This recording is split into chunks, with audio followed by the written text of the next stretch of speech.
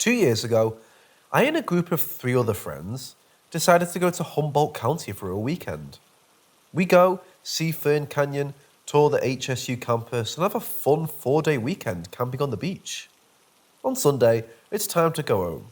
It was a 12-hour drive to where I was dropping my friends off, which I drove the entire duration of. By the time I drop them off and start the last hour-long drive back to my house, it's a little after 9 p.m. and completely dark out. Now, the two routes that someone can take between where my friends live and where I live cross two different bridges over a lake. I decided to take the main highway as it's a little longer than the other road but has fewer turns to navigate. The difference between the two routes was only about 2 miles or so. As I'm about at the halfway point of the bridge, I notice in my headlights there's something on the shoulder.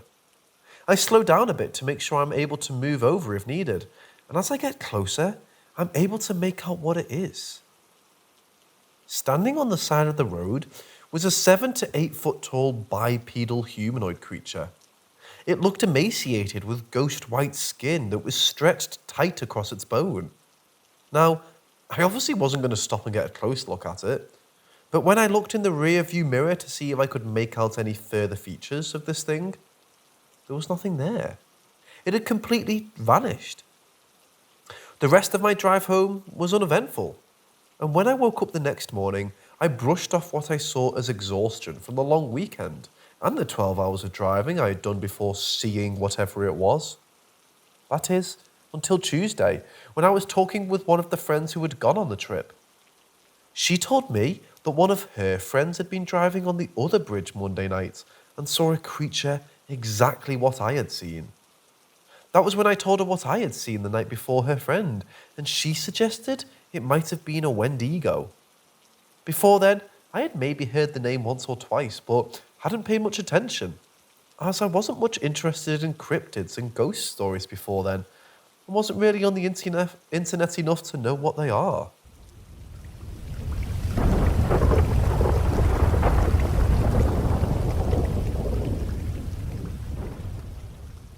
One night, me, my mum, my dad and my uncle were all in the living room. I was maybe 5 years old at the time, and I was playing with a little toy golf set while everyone was standing around talking. Suddenly, the power goes out and everything was pitch black, except I was somehow able to clearly see my parents as grey silhouettes. I might have also seen my uncle, but I can't remember. My mum asked me where I was, because she couldn't see me, which I found strange at the time because I could clearly see her. So I assumed she could see me, so I waddled over to her and hugged her leg, and she picks me up. A few minutes later, the power comes back, and I continue playing with my golf set as if nothing ever happened. I was 5 years old, so I didn't really question any of it. But looking back on it now, I struggle to find an explanation for it. I couldn't see anything, it was pitch black, and yet somehow I distinctly saw my parents as light grey silhouettes, which should be completely impossible. Does anyone have any explanations for this?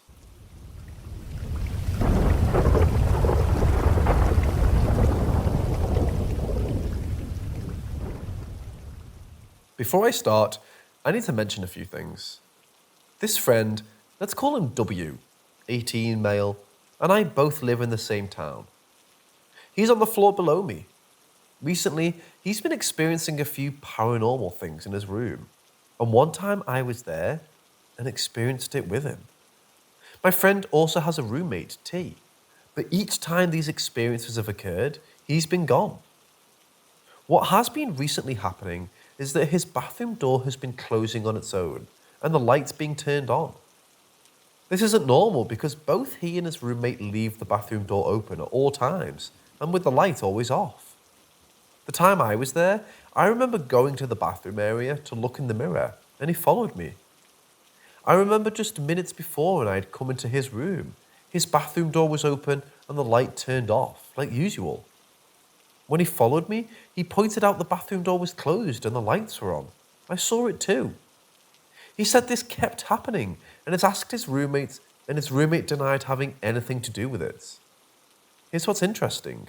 My RA hung out quite a lot, and I remember him telling me how he has responded to several calls from students in the hall, claiming there was somebody in their bathroom with the door closed, locked, and the lights on. He told me this and only me. I texted him when it happened, and he said it usually happened in room 102. Guess what room my friend lives in? I told W, and we both sort of laughed it off. We said the ghost of a woman who our dorm is named after is living with him. Since that day, a month ago, this has happened about 3 or 4 times when W was in the room alone. Now, as for last night, I'll tell you everything I know and everything he told me. It was 3 a.m. W was trying to sleep. He was alone, as his roommate was spending the night in another friend's dorm. He was sleeping on his side, facing the wall, when he felt a hand on his back. He turned and heard distinctly a voice say, "Hello." He said he couldn't tell if it was a male or female voice, but he knew he heard it. He freaked out and turned on his phone lights and couldn't see anything. He then got up and turned on the lights in his room. He was terrified, but after a while, he tried going back to sleep, with the lights on. A few minutes later, he felt a presence covering his hands. He heard the same voice say something along the lines of, "Don't be afraid of me." Right after hearing that, he described what felt like a surge of energy flowing into his hands and his body, sort of began to convulse. He described it felt like I was floating or leaving my body, and believed it was trying to take him somewhere. During this, he said he wasn't feeling necessarily afraid. After that happened, he said he felt a presence laying next to him in bed. He felt like it was a person, but he couldn't see or touch it. He couldn't tell if it was a boy or a girl. After a while, it disappeared. I'm very religious, but my friend isn't. My roommate, T, however, is Christian and has a cross necklace hanging from his bed. I mention this because the paranormal experiences have not happened to T and always occur when he's gone. Can this be related to the fact that T is religious and W isn't? Also, not only is W not religious, but he is gay. I'm trying to give as much information as I can so that we can figure out what this entity was and what it was trying to communicate, and why it seems to be only targeting W and no one else. Please respond if any of this sounds familiar or like something you know of. Again, I'm pretty religious, but I'm baffled and can't tell if this is a bad spirit or ghost or some kind of good spirit.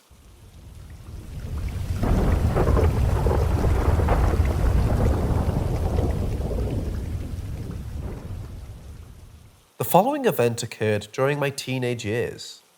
I think I must have been 13 or 14 at the time, and although it's not the most mind-blowing thing to happen, it's still the only unexplainable thing that has ever happened to me personally. Around this time, I was obsessed with anything supernatural. I would go to the library to check out books on UFOs or ghost stories. Every day after school, I used to read true ghost stories. It was then that a series of weird things would start happening around the house, which were witnessed by several people, including my parents and siblings. They would range from my brothers hearing bumps and knocks on the wall at random intervals, to my dad noticing how some lights were turned off on his way back from the bathroom, even though he swore he'd turned them on. None of them were witnessed personally by me though, so the healthy skeptic in me refuses to acknowledge their authenticity on the simple principle of, I have to see it to believe it. I did experience something odd eventually. It all culminated when one evening I was having dinner with my mom. We sat opposite each other. I was facing her, with an obscured view of the kitchen behind her, as there was the counter dividing the rooms. I distinctly remember my brothers and my dad were not home at the time, so it was just the two of us when suddenly the weirdest thing happened. I can't remember what was for dinner that night, but I still remember clear as day. I saw the kitchen stove light turn off and back on, very distinctly. It wasn't a flicker, which could be attributed to a technical malfunction. No, it was a very distinct on, off, 1 second, on. My mom must have noticed the confusion on my face, because she asked what was the matter when the most unexplainable thing happened right after. We both heard this sound. Like, imagine all your pots and pans being roughed around violently in the kitchen. It even sounded like some fell to the floor. Just clanging sounds all over.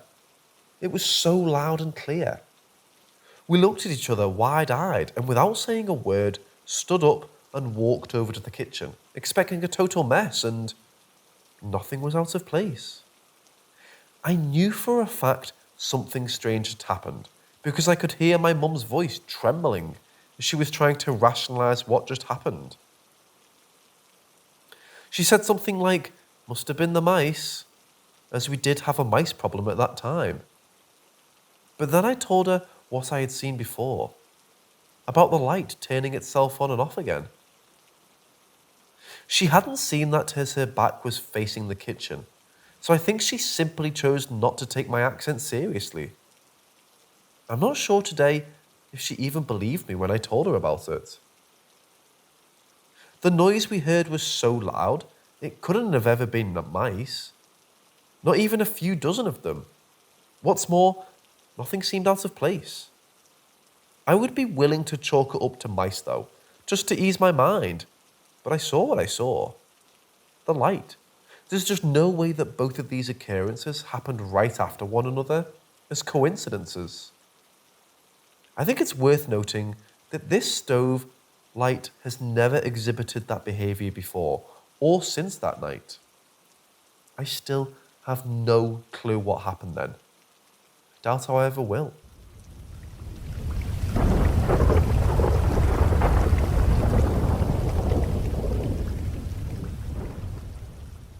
Apparently there's been a large increase in UFO sightings in recent years, which makes me want to hear some of your stories.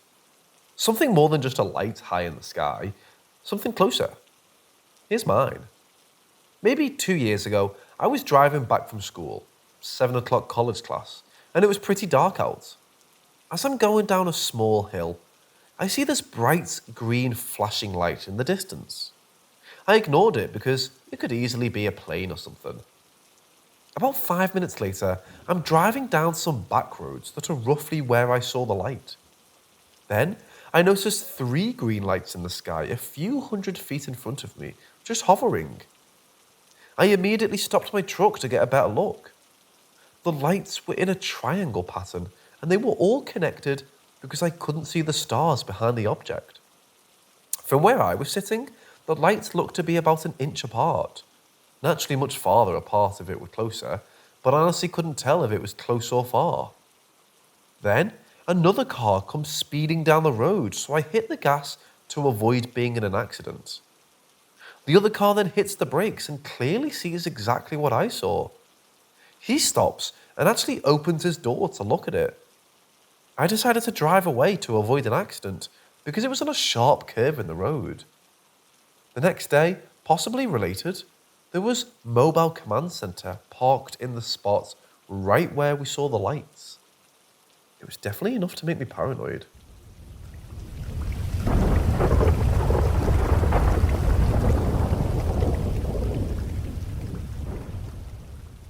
I've heard from multiple people of being forced to take tests by people that didn't work at their schools. A lot of these tests seem to have been psychic-like tests and various other odd questions that the kids had no clue were about. I have a vague recollection of taking one of these tests. All I can remember was an alert on the speaker from the principal calling for an assembly. This would have been around 1994 to 96. I can't remember much, but I do remember the whole elementary school together, while a man showed us slides on a projector. All I can remember is shapes being flashed in the screen. I vaguely remember we had to go one by one to an office and answer questions. I really wish I could remember more, but I was hoping maybe someone else out there has this memory. It could have just been a psychology experiment or something like that, but when I think about this specific event, it's almost like my brain is purposefully blocking out the memory. I have some pretty strong memories from this time in my childhood, but this one is like trying to remember something through a fog. Not specifically saying this is a conspiracy, but it's weird that so many people have this fog around their memory about it, yet they specifically remember it. I've actually started to remember more of the events. Teacher got surprised because there wasn't supposed to be an assembly, and she was in the middle of teaching us. Then I remember what I think was a friend telling me, "You don't want to do good on this test." It may have been as pointed out that you would have to go to different classes, and maybe a friend told me that would suck.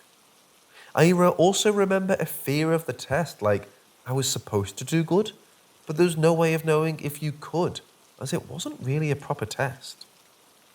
Lots of you have similar answers dating back to the 70s. My questions: why does no one remember completely all the tests? Were we just young and it was just a jarring member, so it stuck with us? Was this done by the government, state, or private company? If it was a private company, were they paying the schools to do these tests? What was done with the data they collected on us? Was it just studies that were for education advancements, or something else? I'd honestly be more scared if it was private companies.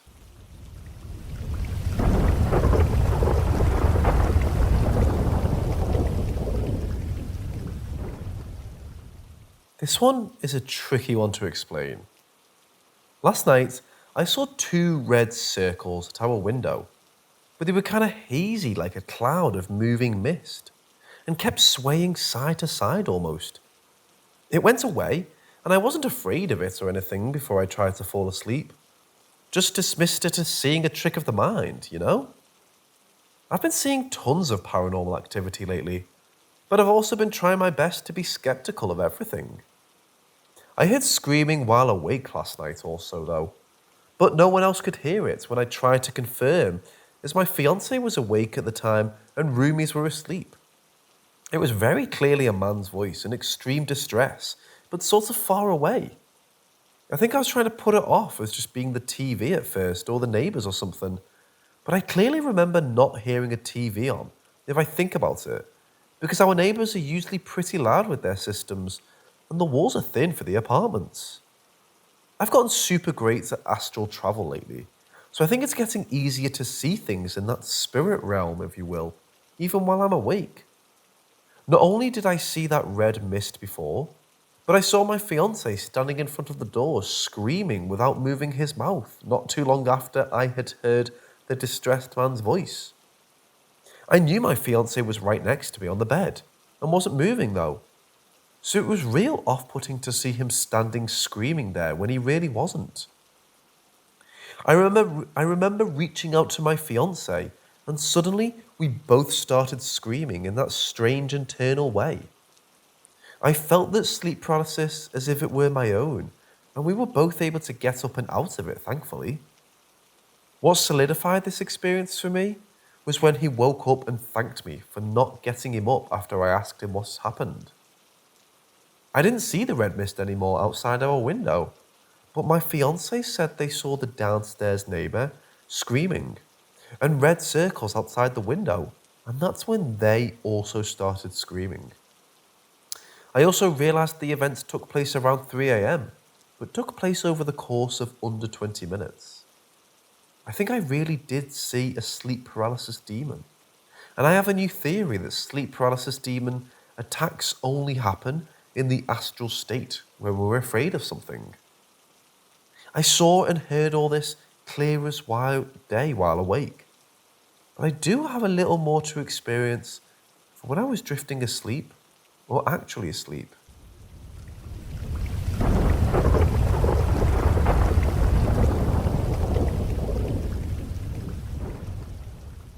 I woke up this morning feeling exhausted.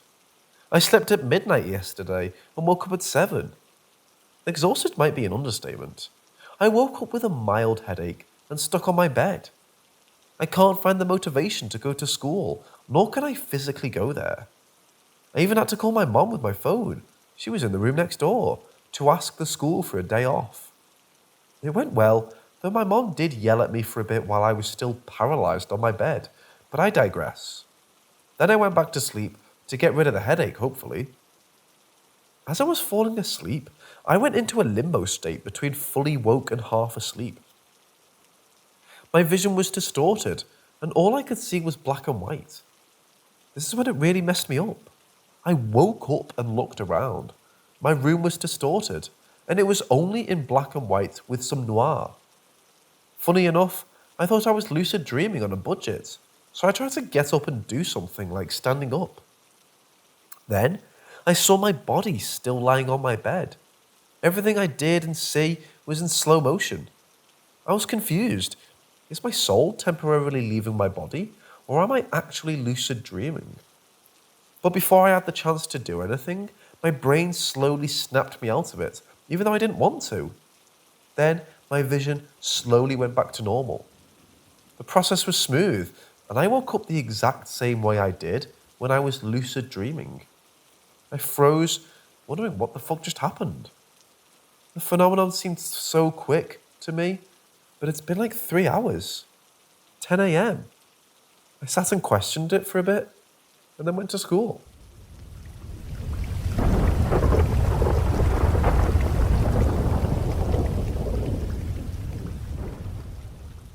About 3 or 4 years ago, sometime in the summer, I was driving home after visiting a friend for some gossip talk. It was around 3 a.m. The drive would be about 15 minutes, and I'd made this trip countless times.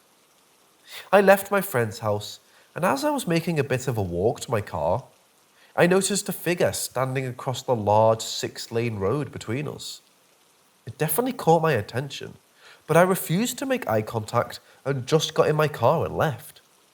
I made my U-turn and would pass right by the figure.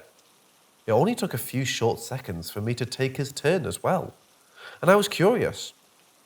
Within that time, the figure was gone. I grew up with childhood schizophrenia, so this occurrence didn't frighten or bother me, and I wrote it off in my mind as simple tricks of my mind. As I drove, I only had a straight shot until I got home for an easy while. I turned some music on and stayed in the left lane. Pausing for a stoplight, my eyes wandered and I noticed the same figure. He was standing on the sidewalk, staring at me. Or so it felt. I couldn't decipher a face no matter how long I stared. I began doing reality checks and the other mental health exercises, but they didn't falter the figure's countenance, as they normally would. It wasn't until the light turned green and I drove on, checking in my rear view mirror for him, that he had vanished again. I became much more aware at this point, keeping my eyes scanning the road and sidewalk as I focused on getting to my destination. I saw him again, but this time he was standing in the bicycle lane, by the sidewalk. I passed him. I was wildly curious about why I was seeing this, already making a mental note to talk with my therapist about this occurrence once getting home, marking it off as a lapse in my mental health. There he was. He was closer. He stood in the left portion of the right-hand lane in the middle of the street. He never moved, never breathed, nothing. It just appeared that he remained staring in my direction, as if expecting me. I passed him. I was almost halfway home, making a mental note and being glad in my mind about it, before a very enormously strange and uncomfortable feeling filled my stomach. It was a feeling of both disgust and of fear. I quickly scanned everywhere around me for him. Then I saw him. He was suddenly right there, right in front of my car, and I was approaching rapidly. I slammed on my brakes and gripped my steering wheel tightly. My car halted with a heavy lurch, my seatbelt locking tight and my head flinging forward. I was certain anyone who saw me would think I'm insane. But what happened was nowhere near what I expected. Within seconds of stepping down on my brakes, a car with all of its lights off rolled out backwards directly in front of me from the mouth of one of the reservoirs that was off of the side of the road. Two real men ran after the car and grabbed it, forcing it to stop its roll right in front of me. One was a gangly but taller man with a sunken-in face and harsh, beady eyes. The other was a bit thicker with a torn shirt and a beanie on. My headlights illuminated the interior of the front seats, and the two men stared holes into me as they also realized the situation. My breath was caught in my throat when I noticed another male slumped over the steering wheel of the car, unmoving. His face was pointing downwards. He had very short hair and his seatbelt was nearly dangling against the wheel. They saw that I noticed him, and I did my best to tear my stare away from him. The two men pushed the car out from in front of me, and the second I had any clearance, I sped off like a bat out of hell. As I was driving away, I constantly checked my rear-view mirror for when they would stop pushing the car. They didn't. They pushed it straight into the reservoir. I heard a nasty scraping sound and just didn't look back. I immediately pulled off the main road and got myself home using the neighborhood streets. I wasn't sure if those men would come after me or not, and I hoped to God they wouldn't. I got myself home finally, exited my car, and had the police on the phone to report what I saw. There, the dark figure stood across the street from me again, staring darts into my soul. I ignored him and hurried inside. The moment I got in, I locked every door and tightly shut every window. About an hour after calling the police, I heard nearly 6 different police sirens start up and fade far into the distance. I don't know what I saw, but what I do know is if that dark shadowy figure never stopped in front of my car, I would have slammed into that darkened car and those two men at that exact second. I told my therapist later what I experienced, and she said she didn't know exactly what to make of it. I had never seen a figure like that before. Looking at him was like looking at a floater in your eye. I just couldn't see him. I still think about this experience every time I pass that reservoir. I always have an urge to call the police to follow up, but I never feel as though they tell me any details. It haunts me, especially the slumped man.